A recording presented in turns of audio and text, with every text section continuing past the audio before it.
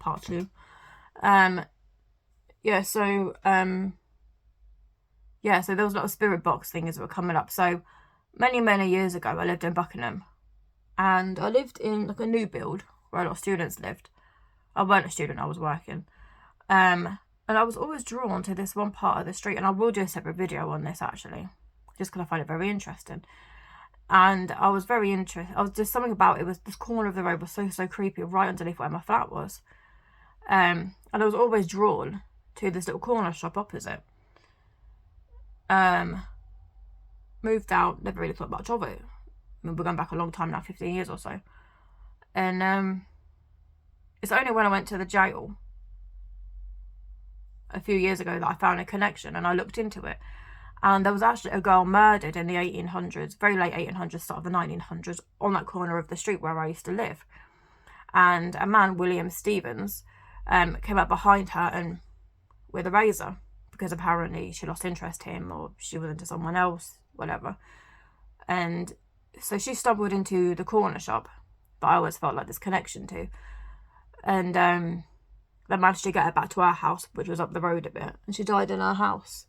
So he was taken to the jail, and he was then sent to Aylesbury jail and hung.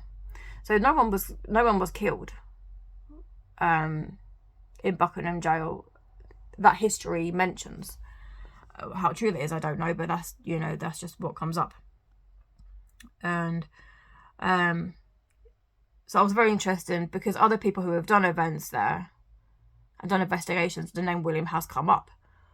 So I was interested to see if he would come through. So he didn't come through on the spirit box, but when I was asking questions, he was like, yeah, that was me.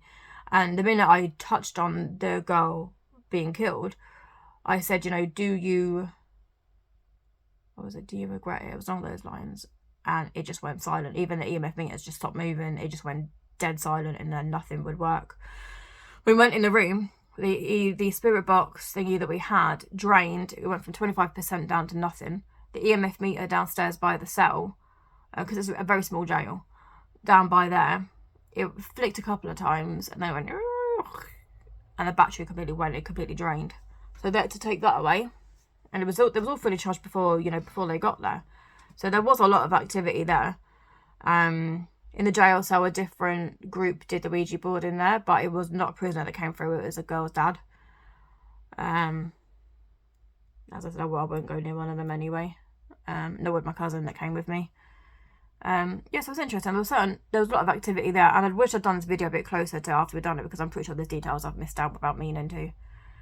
But yeah, it was certainly interesting. I said I wouldn't do that group again, simply because they're in it for themselves in a way, and they're not open to actual any psychic insight that they get. They just want to know what comes up on the meters and stuff like that. I think it was quite badly run. And there were several times we were just sat down doing nothing, and it was really annoying me. I was thinking, you know what, we've got 6 hours to cram all this in, let's get it done. I don't want my money wasted at the end of the day.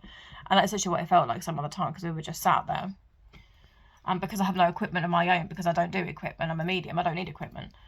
And, you know, so I was having to wait until the equipment had freed up, or I had to go with someone in the group.